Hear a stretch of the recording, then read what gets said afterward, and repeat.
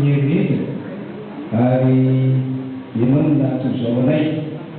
ka natapavoranay somatsara eto amin'ny toerana ty misaotranao zakay mitantana ny ao ary nafeny fahasalamana ihany keo mba azahoanay manatika ny fotoana nytiaingoana ty misaotranao ny amin'ny fandaminana rehetra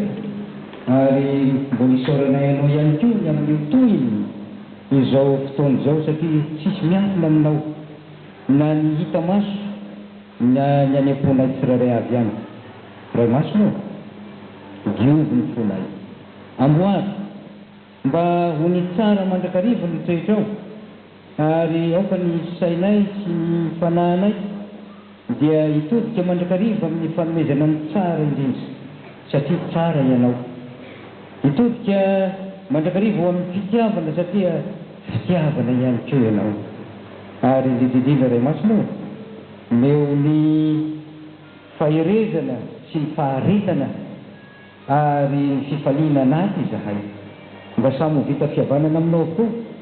satria ho avelanao ny elokay ary hokosehanao no ny amin'ny rano Kristy dia mametraka indrindra ny fotoana rehetra eo ambany fahasoavanao ary zahay